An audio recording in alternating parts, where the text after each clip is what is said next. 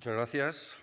Mis primeras palabras han de ser necesariamente, de todas formas, moderador. Me voy a poner el cronómetro para asegurarme de que cumplimos los tiempos. Muchas gracias, decía, en primer lugar, a la organización por invitarme a este congreso, también a mis compañeros de mesa, al presidente, al moderador y a Raquel.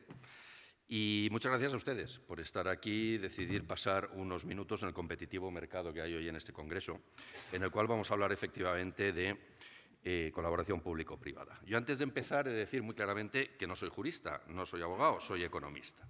Por lo tanto, voy a hacer lo que me han pedido en el sentido de trasladar un poco lo que son las tendencias de futuro basado en la situación presente y futura a corto plazo que va a ocurrir en la contratación pública desde mi noble dimensión profesional de, en primer lugar, usuario de la contratación pública desde el punto de vista de mi participación en la administración y relación con órganos de contratación y con contratos públicos, y en segundo lugar con mi actividad actual de consultoría en cuestiones de desarrollo, negocio y business affairs, donde asesoro a varias empresas en cuestiones de contratación pública y desarrollo de negocio.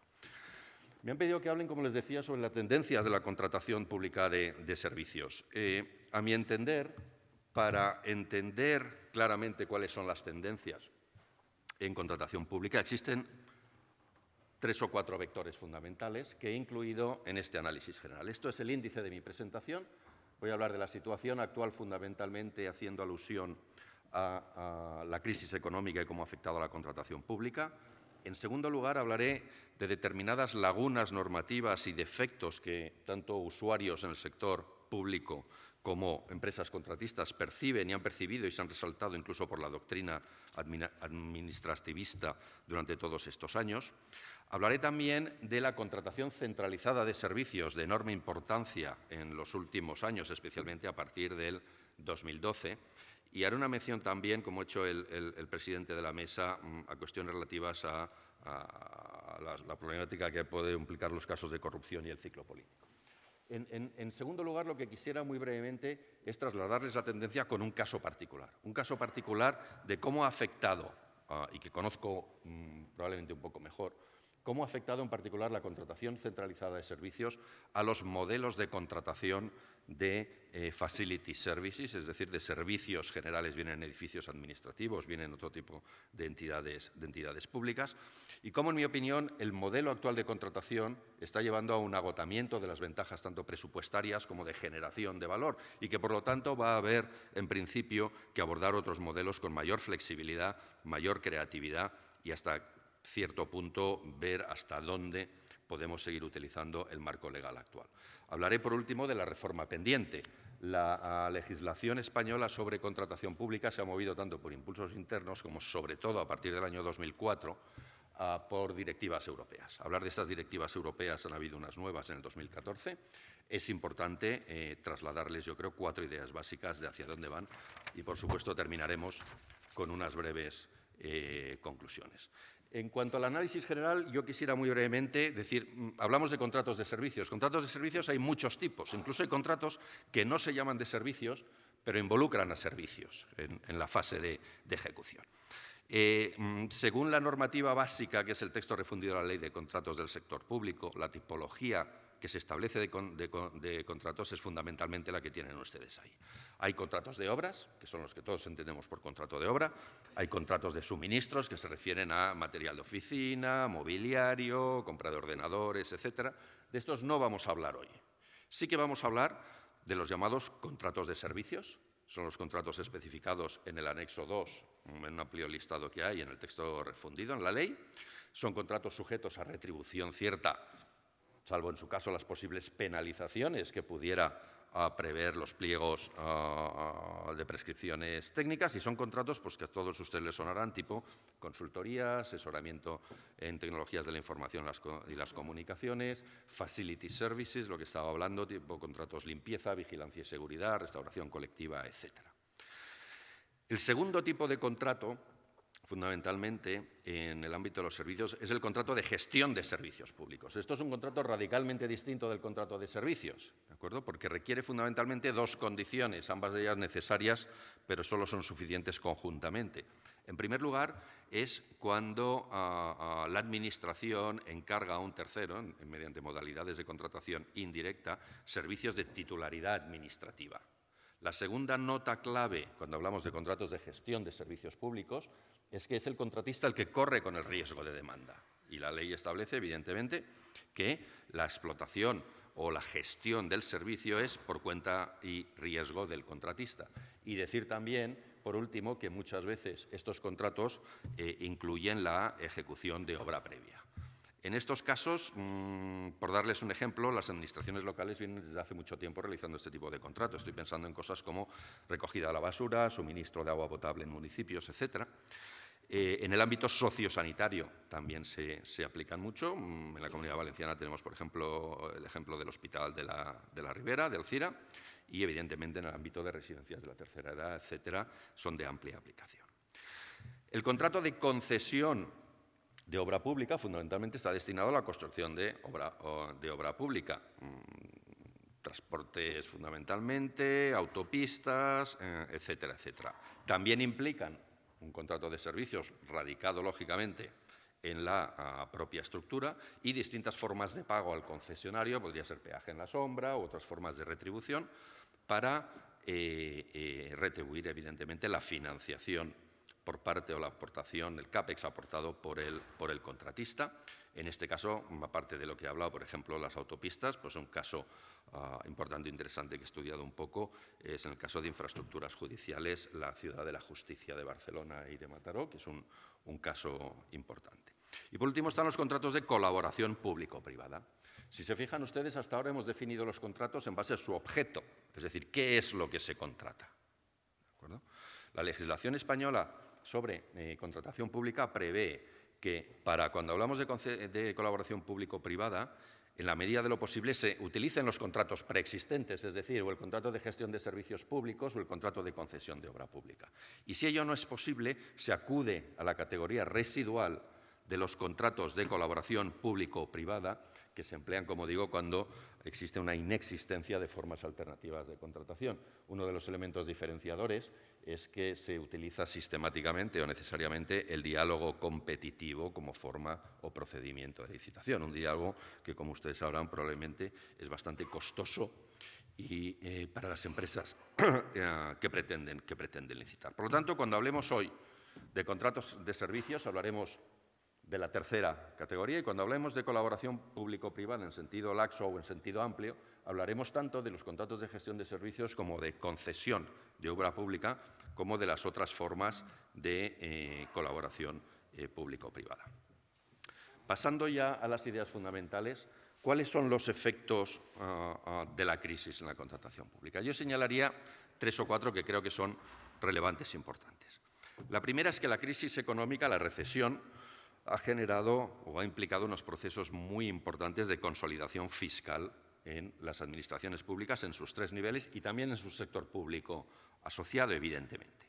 Por lo tanto, la crisis ha tenido un impacto importante tanto sobre las administraciones públicas como sobre los contratistas. Imagínense ustedes, por ejemplo, los ayuntamientos, la tarea a la que han tenido que hacer frente en los últimos años, en los casos en los cuales el presupuesto ha bajado drásticamente, se enfrentaban, por ejemplo, a la novación de contratos preparados o licitados y adjudicados en los buenos tiempos, no podían licitar o abrir expedientes por tantos contratos como se hacía antes, por lo tanto, reducción del número de contratos, y al mismo tiempo tenían a los ciudadanos resistiéndose activamente a cualquier disminución en bien el nivel de prestación o bien la cantidad de servicios que ofrecían los municipios. Por lo tanto, la situación ha sido complicada para las administraciones públicas. He citado en el caso de los municipios, pero se extendería a cualquiera de los otros 2 niveles.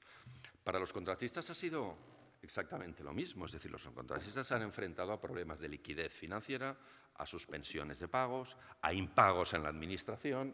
Por lo tanto, aquí han confluido una serie de factores durante los últimos 7 años que fundamentalmente lo que han hecho ha sido tensionar el a lo establecido en nuestras leyes de contratación, que son unas leyes muy contratistas, es decir, que defienden mucho el interés general a través de prerrogativas de las administraciones públicas, y la han tensionado mucho en aspectos como la modificación y la extinción de contratos.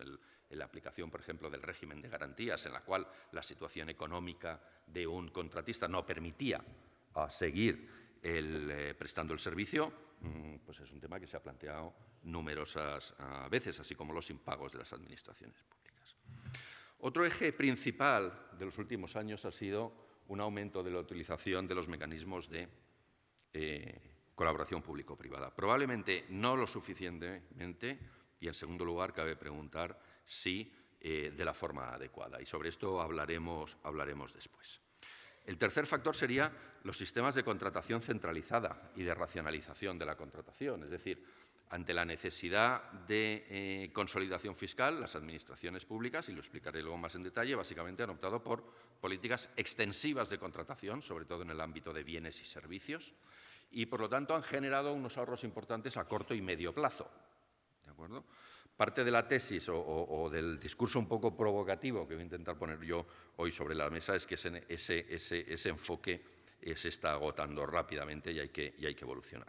Y por último, solo mencionar el hecho de que los casos de corrupción y también, por qué no decirlo, el momento del ciclo político en el que nos encontramos, en el cual 2015 es un año electoral, es un momento, si no de vuelta atrás, sí en el cual tanto los servicios jurídicos en la Administración como los órganos fiscalizadores, estoy hablando de intervenciones generales, por ejemplo, son especialmente poco proclives a introducir nuevos modelos de contratación, porque evidentemente existen riesgos de tipo legal y que, por lo tanto, en todo el esquema un poco de áreas de mejora en la contratación pública, que probablemente luego comentará también Raquel, existe un cierto retraimiento por parte de las administraciones públicas. El segundo aspecto que decía que era comentar es limitaciones normativas en la ley. ¿De acuerdo? Me refiero al texto refundido. Todos ustedes estarán de acuerdo, pero yo les aseguro también que los funcionarios con los que he trabajado también me lo han trasladado. Y cuando yo he gestionado servicio público también lo he percibido así. La normativa básica sobre contratos públicos es enormemente extensa, es complejísima y es de difícil interpretación. Y además es muy difícil de aplicar, es decir, hacer un contrato menor de 18.000 euros sin IVA, tardes más de 2 meses, incluso para la Administración, es demasiado lento. Pero diciéndoles esto, no les digo nada nuevo, excepto que esta visión se percibe también desde la Administración y desde los gestores públicos. La razón probablemente está en que en el espíritu de nuestras leyes de contratación predominan los objetivos clásicos, que es obtener ahorros, la justificación presupuestaria, frente a objetivos de carácter más estratégico y más transversal, que tengan en cuenta cuestiones como sostenibilidad, innovación y eficiencia. Y que esto se refleja en un carácter muy transaccional y muy formalista en la ley. ¿De acuerdo? Esto es algo que probablemente ustedes está elevado a un nivel conceptual, pero han percibido en algún momento. Es decir, la actual legislación sobre contratos públicos es una legislación que, en su búsqueda del interés general y de fijar criterios objetivos, es una legislación que es especialmente minuciosa, detallada, hiperdetallista en algunos casos, en lo que son las fases iniciales de preparación del contrato y hasta la licitación y la adjudicación. ¿Vale? A mí mis funcionarios me decían algunas veces que los criterios de adjudicación los ibas aplicando y resultaban bastante mecanicistas y que muchas veces, en su propia opinión, esto me lo ha ratificado también abogados del Estado, se generaba la percepción de que utilizar el criterio de la oferta económicamente más ventajosa, que casi siempre acaba coincidiendo con el precio, no necesariamente genera que se elija o que se decida adjudicar el contrato a la mejor oferta. Y esto es una limitación muy importante.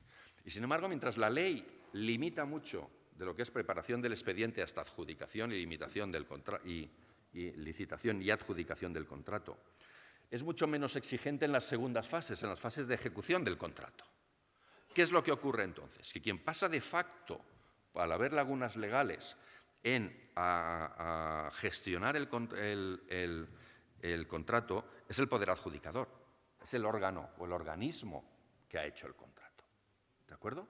Con lo cual, esto genera dos efectos. Uno, poderes adjudicadores hay muchísimos. ¿De acuerdo? Y cada uno, en principio, redacta los pliegos, salvo especificaciones comunes u homogéneas, en función de su propio criterio y de cómo entienden el servicio. ¿De acuerdo? Esto genera, evidentemente, algo que en la empresa privada se intenta resolver. Es decir, uno, la creación de silos administrativos que aíslan el know-how y el conocimiento de entre unos departamentos y otros, y luego una amplia heterogeneidad de criterios. Hablábamos antes, 5 últimos pues, a lo minutos. mejor, de que si hay que introducir alguna mejora en el ámbito de las residencias geriátricas con respecto a algún producto, pues a lo mejor es que hay que convencer a 300 residencias. Bruno, 5 últimos minutos. Y deberíamos tener probablemente en ese sentido cuestiones más generales. ¿De acuerdo? Limitaciones normativas en los contratos de texto refundido adicionales. Contratos de colaboración público-privada. ¿De acuerdo? Uno, ¿cómo se cocinan los pliegos? Todos sabemos, ¿de acuerdo? Y yo lo sé por la Administración, porque lo he vivido, que en general los pliegos se realizan por expertos jurídicos y expertos técnicos del poder adjudicador correspondiente. Pensemos, por ejemplo, en el Ministerio de Fomento, ¿de acuerdo? Pero en general sin la intervención de expertos económico-financieros que ayuden a definir el modelo de negocio. Aquí estoy pensando en contratos de concesión. Piensen ustedes en contrato de gestión de servicio público o en contrato de infraestructuras, ¿de acuerdo? Por lo tanto, al final no participan los que saben de cómo diseñar modelos de negocios vinculados a la explotación de infraestructuras o a la gestión de servicios públicos. Y los procedimientos de licitación tampoco incentivan a que se pregunte demasiado a los posibles adjudicatarios. ¿De acuerdo? Existen lagunas normativas importantes también, ¿vale?, que afectan esencialmente a la litigiosidad en la ejecución de los contratos, porque hay incertidumbres, pero en segundo lugar también a la valoración exacta de los riesgos en que incurre un determinado contratista al meterse en un contrato de la relevancia de un contrato de obra pública o de gestión de servicios públicos. La consecuencia de estas incertidumbres y de este riesgo no cuantificado es, evidentemente, o que actúa como efecto disuasorio, no me presento a esta licitación, o que he de cubrir este aumento de riesgo con un incremento de los precios. En ambos dos casos son efectos perversos.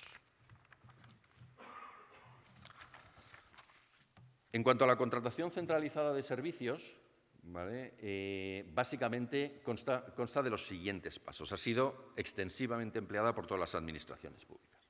Se centraliza competencialmente la contratación. Por ejemplo, en vez de cada consejería contratar sus servicios de Facility Services para mantener sus instalaciones, ¿de acuerdo?, se delega o se centraliza la competencia en la Consejería de Hacienda, con lo cual los órganos que antes adjudicaban los contratos, ¿de acuerdo?, ahora han perdido poder y se han concentrado la decisión.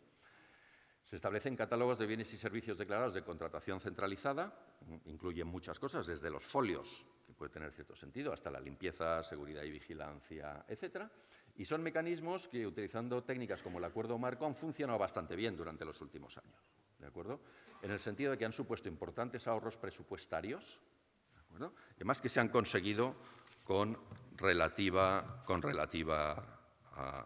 rapidez.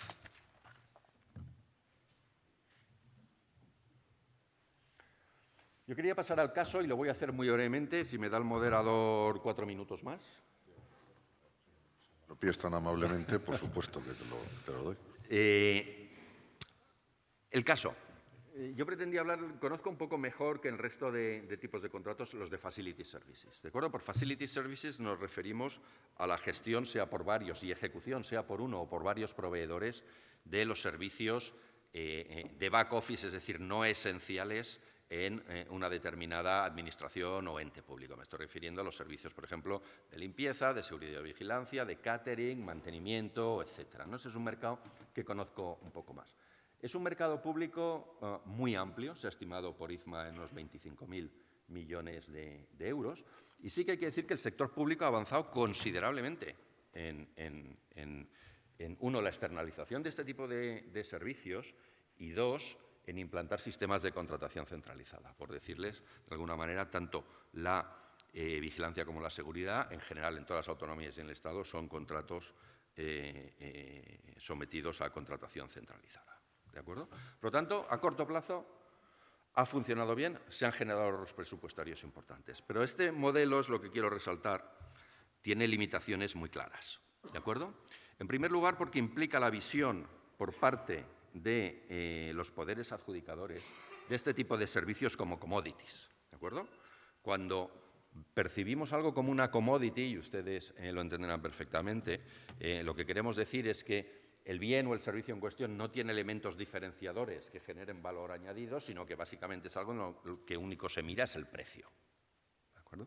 Por tanto, esta visión de determinados servicios generales como commodities lo que hace es incentivar guerras de precios entre los contratistas simplemente en las fases de adjudicación.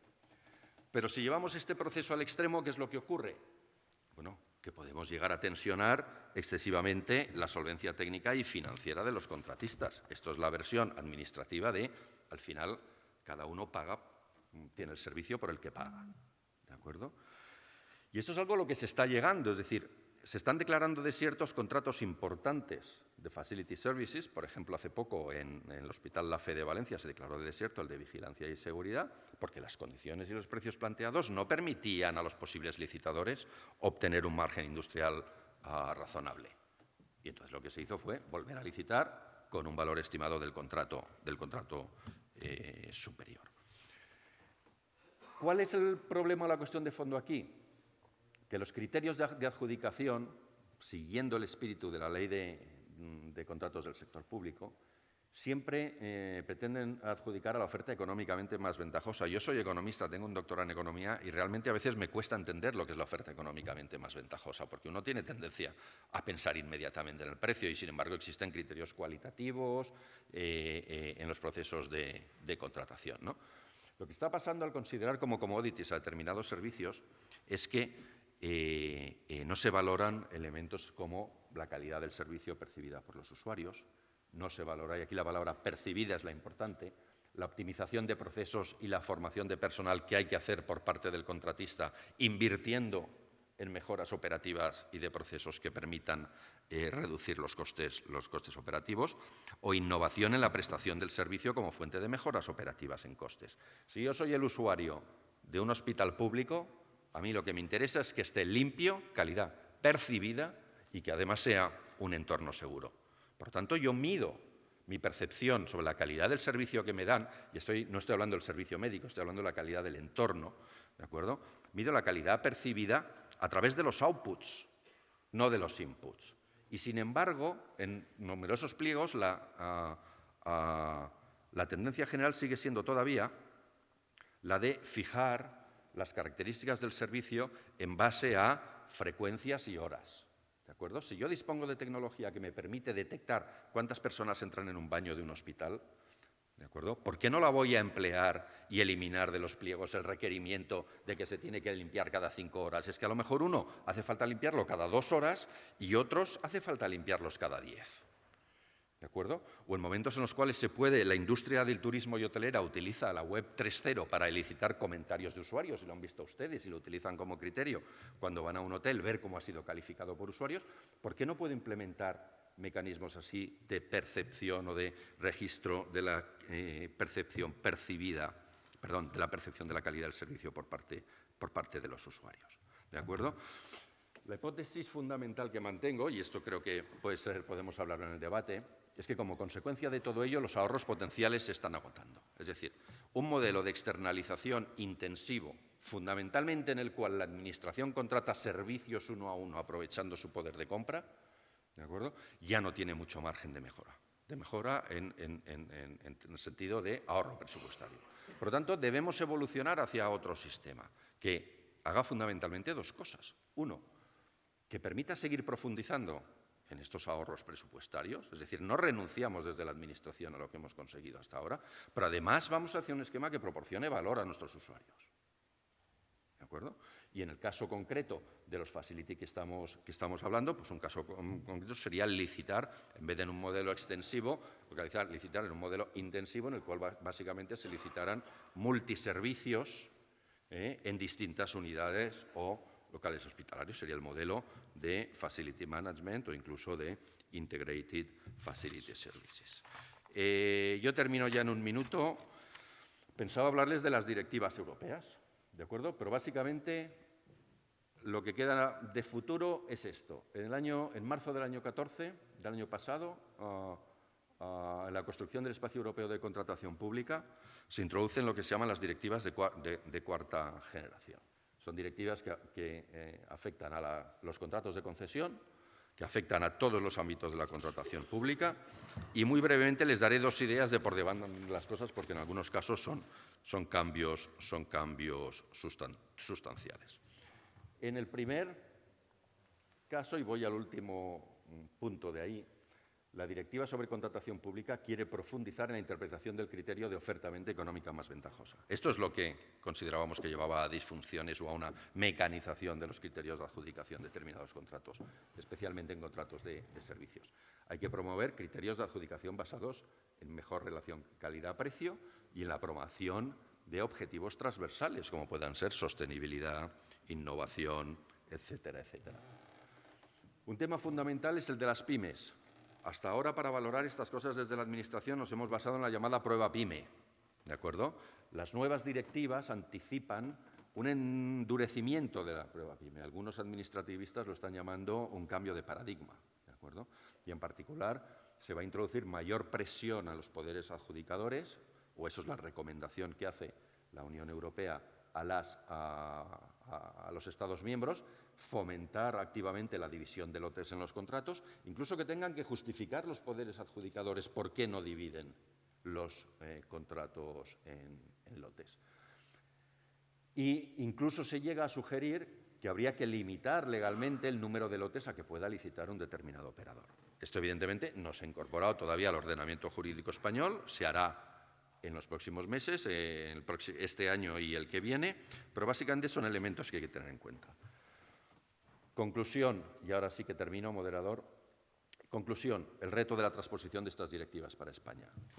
Yo insisto, no soy jurista ni especialista en contratación administrativa, pero la opinión que yo he recabado de algunos administrativistas y en particular de un par de abogados del Estado es que me dicen que el actual diseño del texto refundido de la Ley de Contratos del Sector Público probablemente no sea suficiente para encajar todas estas nuevas exigencias y que, por lo tanto, probablemente haya que legislar ex novo, es decir, empezar de cero. Ello constituye, evidentemente, una gran oportunidad. ¿En qué sentido? Bueno, pues les pongo aquí una cita de un catedrático de Derecho Administrativo que dice: en definitiva, la historia de la legislación de contratos es la crónica de un completo fracaso sobre el que ya es hora de llamar la atención. Hemos creado para alojar el mercado de compras públicas un lugar enorme e inhóspito, incómodo, constrictivo y complicado de entender y gestionar. ¿De acuerdo? Esto es lo que tenemos hasta ahora, tal y como lo ve un catedrático de Derecho Administrativo de la Universidad Complutense de Madrid. Esto es un poco, resume ciertas de las disfunciones de lo que se ha hablado. Pero esto lo que nos da es también una oportunidad, es decir, si las nuevas directivas requieren una nueva redacción de una nueva normativa sobre contratación del sector público, lo lógico es que entre todos, administraciones, ciudadanos, empresas contratistas y en entornos como este se lleguen a discusiones que evidentemente logren mejorar la situación actual y nos permitan elaborar o desarrollar, como decía el presidente, verdaderas relaciones de partenariado y no centrarnos en desconfianzas mutuas, que un poco es lo que ha venido ocurriendo. Atenderé luego encantada sus preguntas. Muchísimas gracias a todos.